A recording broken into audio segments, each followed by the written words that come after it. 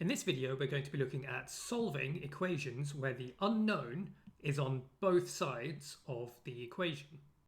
Before continuing with this video, you need to be comfortable solving equations that look a bit like this.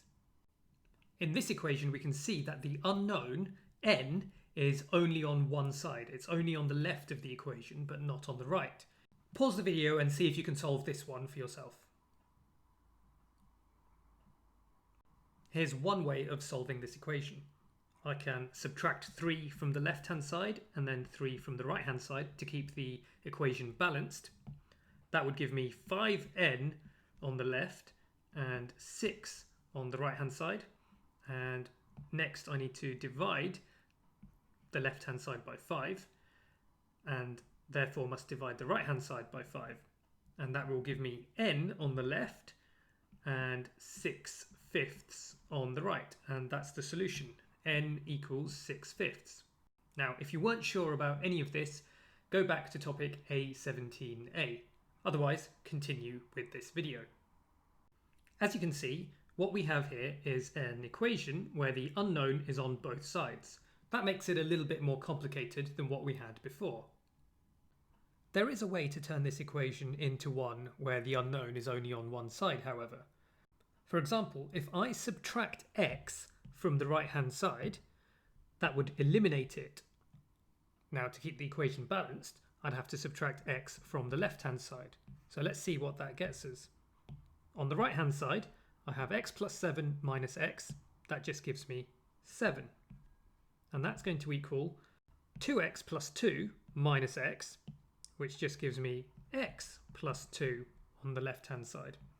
And from here, it's easy to see that x must be 5.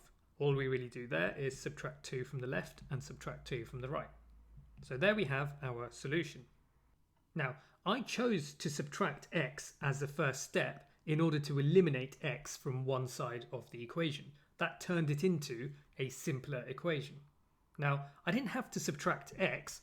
What I could have done was subtracted 2x to eliminate the x off the left-hand side. Let's see what would happen if I did that. Here I've got a copy of the equation, and this time I'm going to try to eliminate x off the left-hand side by subtracting 2x, as I said, and therefore I must subtract 2x from the right-hand side. Now on the left, that just leaves me with 2, and that's going to equal x plus 7 minus 2x, and that's going to give me negative x plus 7. Next, I can subtract 7 from each side.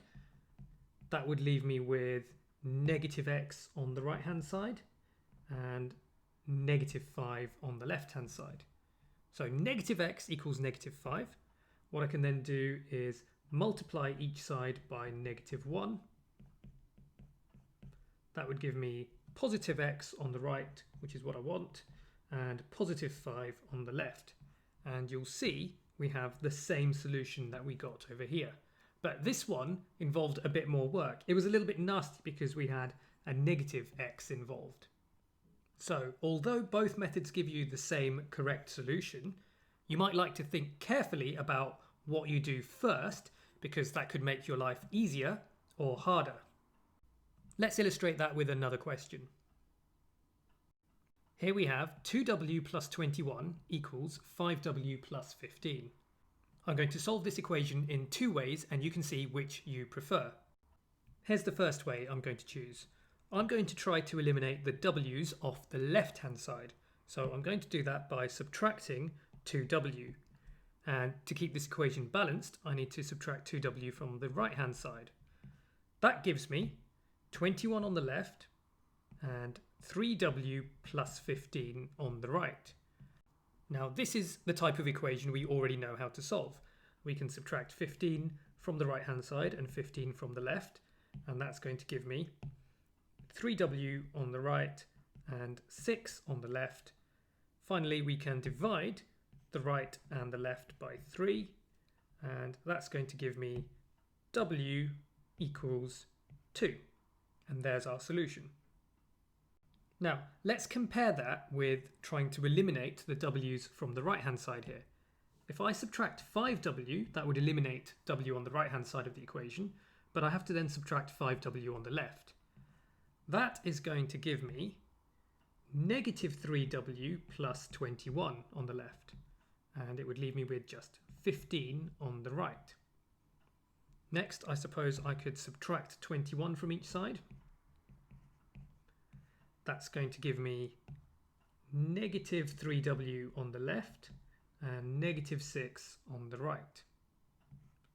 Then I could divide each side by negative 3, and I would get the solution w equals 2. So we've got the same solution either way, but this method on the right meant that we had a negative number of w's to be working with through more steps of this equation. And those negatives can be a bit more of a pain to work with. That's why I prefer this first way. So this is what I was talking about at the end of the last example.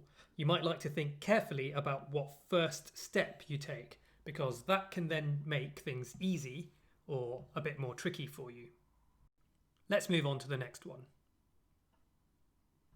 Here's a question for you to have a go at. I will warn you that the solution to this one won't be a whole number, but the process to follow is very similar to what we've seen earlier in this video. Pause the video and have a go.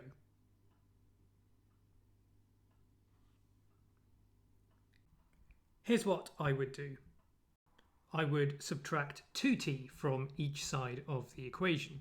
This will eliminate the t's from the right hand side and just leave me with 11 there. On the left hand side I would have 3t plus 7. Now I would subtract 7 from each side of the equation.